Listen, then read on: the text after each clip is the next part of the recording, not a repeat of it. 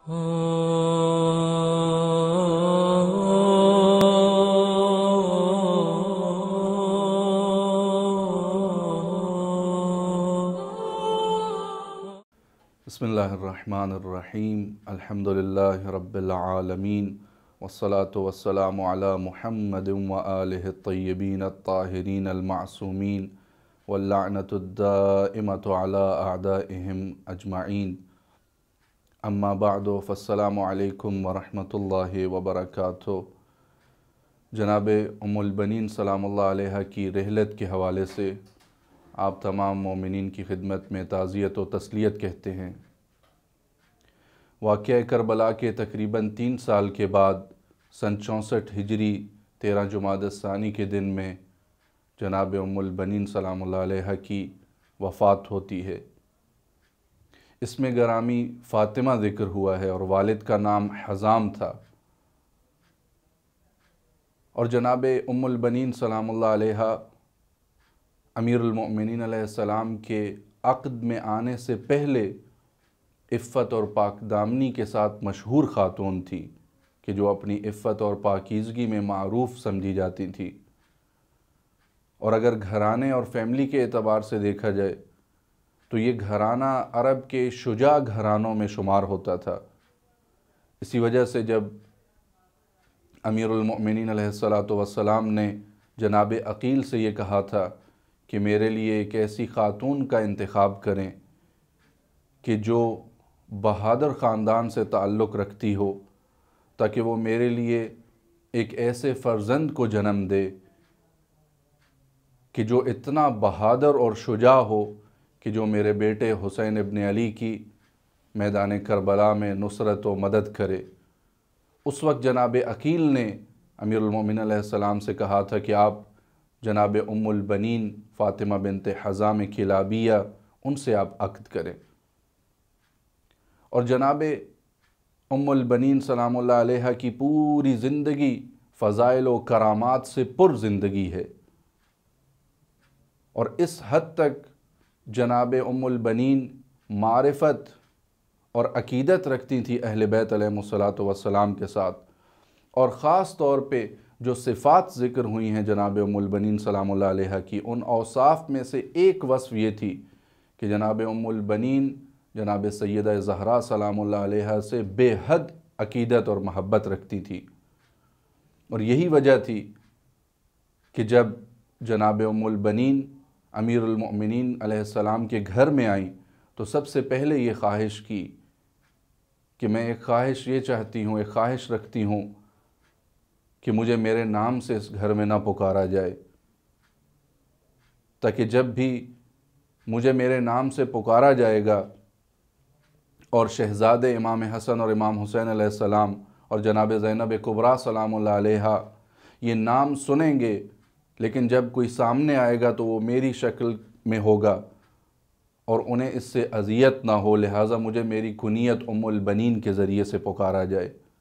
और अमीरुल मोमिनीन अलैहिस्सलाम भी इसी कुनियत से पुकारा करते थे और ये कुनियत फिर मारूफ़ हो गई जनाब उम्मुल बनीन सलामुल्लाह अलैहा की। जो अलक़ाब ज़िक्र हुए हैं जनाब उम्मुल बनीन सलामुल्लाह अलैहा के, उन अलक़ाब में एक लक़ब ये है बाब इजाबत दुआ, ये जिन्हें हम बाबुल हवाइज कहते हैं। और ये बात मारूफ़ है कि जो कोई भी या जिस किसी ने भी जनाब उम्मुल बनीन से तवस्सुल किया, अल्लाह ने उसकी हाजत को पूरा किया है। और एक लक़ब और कुनियत जो जनाब उम्मुल बनीन की ज़िक्र हुई है वो है उम्मुल वफ़ा, कि वफ़ा का गहवारा थी जनाब उम्मुल बनीन सलामुल्लाह अलैहा। और इतनी महब्बत और अक़ीदत थी इमाम हुसैन और इमाम हसन अलैहिस्सलाम से कि जो ही अमीरुल मोमिनीन अलैहिस्सलाम के घर में जनाब उम्मुल बनीन दाखिल होती हैं, तारीख़ के ये जुमले हैं वकान अल हसनान मरीज़ैन, कि दोनों शहज़ादे मरीज़ थे, तो फ़ौरन इस तरह से दोनों शहज़ादों की खिदमत में मसरूफ़ हो गई कि जिस तरह से एक सगी माँ अपने बच्चे की तीमारदारी में मसरूफ़ हो जाती है। और यहाँ तक नहीं बल्कि तारीख़ ने यह जुमला लिखा कि उसके बाद भी जनाब उम्मुल बनीन अपने बच्चों पे भी इमाम हसन और इमाम हुसैन अलैहिस्सलाम को फ़जीलत दिया करती थी। और यही वजह थी کہ جس وجہ سے اہل بیت اطہار کے نزدیک جناب ام البنین سلام اللہ علیہ کی وہ منزلت اور وہ رفعت تھی کہ جو باقی خواتین کو نصیب نہ ہو سکی۔ شہید اول قدس سرہ نے یہ جملہ تحریر فرمایا ہے کہ کس حد تک اہل بیت کے ہاں جناب ام البنین منزلت اور مقام رکھتی تھی کہ جب جناب زینب عقیلہ سلام اللہ علیہ واقعہ کربلا کے بعد مدینہ میں تشریف لائی ہیں تو جس طرح سے اپنے نانا کی قبر پہ گئی ہیں، اپنی والدہ ماجدہ کی قبر پہ گئی ہیں، اسی طرح سے وہ واحد خاتون کہ جس کو جناب زینب نے گھر میں جا کے پرسہ دیا ہے، اس خاتون کا نام ام البنین سلام اللہ علیہ ہے۔ اور یہاں تک نہیں بلکہ ہر عید پہ بھی جناب زینب سلام اللہ علیہ جناب ام البنین کے ہاں جاتی اور انہیں ان کے چاروں شجاع اور بہادر بیٹوں کا پرسہ دیا کرتی تھی۔ شیخ عبداللہ مامقانی قدس سرہ لکھتے ہیں کہ جناب ام البنین کے ایمان اور عقیدت اور ان کی ولایت اور محبت کا اندازہ امام حسین علیہ السلام سے آپ یہاں سے لگا سکتے ہیں کہ جب بشر ابن حزلم امام سجاد علیہ السلام کے کہنے پہ واقعہ کربلا کے بعد اس نے اشعار کہے مدینہ شہر میں جا کے، وہ کہتا ہے کہ میں نے دیکھا ہے کہ خاتون میری طرف آ رہی ہے، اور اس خاتون نے مجھ سے جب یہ سوال کیا کہ اخبرنی عن سیدی الحسین، پوچھنے پہ پتہ چلا کہ یہ جناب ابو الفضل العباس کی والدہ ہیں، تو اس نے کہا کہ چاروں بیٹے واقعہ کربلا میں شہید ہو چکے ہیں، ایک ایک کر کے میں تعزیت پیش کرتا ہوں۔ اب بشر ابن حزلم ایک ایک بیٹے کی تعزیت اور پرسہ دے رہے ہیں، لیکن جناب ام البنین ایک ہی جملہ کہہ رہی ہیں اخبرنی عن سیدی الحسین، اور جواب یہ آتا ہے کہ میں آپ کو پرسہ دیتا ہوں آپ کے بیٹے عبداللہ کا، آپ کے بیٹے جعفر کا۔ لیکن جب نوبت یہاں تک پہنچی کہ جب بشر نے یہ جملہ کہا کہ میں آپ کو پرسہ دیتا ہوں آپ کے بیٹے ابو الفضل العباس کا، تو تاریخ نے یہ جملہ لکھا ہے کہ جناب ام البنین نے بشر کو خطاب کرتے ہوئے فرمایا یا ھذا لقد قطعت نیات قلبی، اے بندہ خدا تو نے میرے دل کو چھلنی کر دیا ہے، میں نے کب پوچھا کہ تو میرے بچوں کے بارے میں مجھے بتا، اخبرنی عن سیدی الحسین، میں تجھ سے سوال کرتی ہوں یہ بتا کہ میرے سید و سردار حسین اس دنیا میں موجود ہیں یا موجود نہیں۔ بشر کہتا ہے کہ جب میں نے یہ خبر دی بی بی کو کہ حسین اپنی اولاد کے ساتھ واقعہ کربلا میں شہید ہو گئے، اس خبر نے جناب ام البنین پہ اتنا اثر کیا کہ جناب ام البنین نے ایک بچے کو اٹھایا ہوا تھا، جب یہ خبر سنی یہ بچہ زمین پہ گرا۔ جناب ام البنین واقعہ کربلا کی خبر آنے کے بعد بقیع میں جایا کرتی تھی اور مسلسل گریہ کیا کرتی تھی۔ جب کوئی یہ کہتا تھا کہ ام البنین تو کہا کرتی تھی مجھے اب ام البنین نہ کہا کرو، ام البنین تو اسے کہتے ہیں جس کے نوجوان بیٹے زندہ ہوں۔ ہاں میرے بیٹے تھے لیکن واقعہ کربلا کے بعد میرے چاروں بیٹوں نے حسین ابن علی کے ہاں جام شہادت نوش کیا۔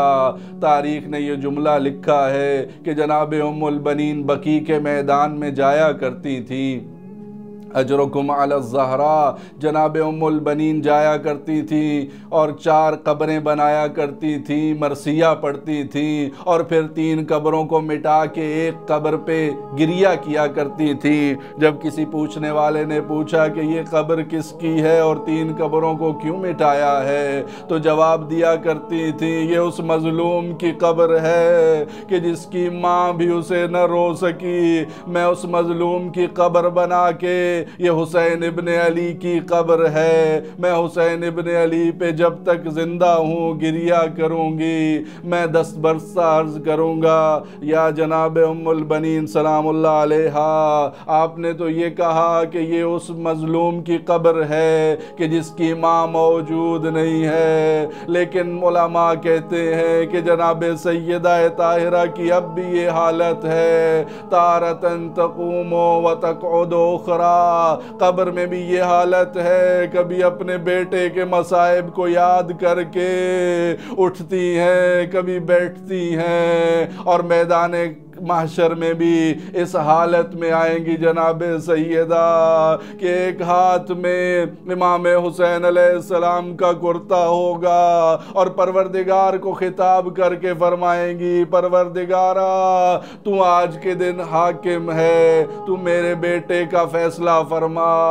الا لعنت اللہ علی القوم الظالمین۔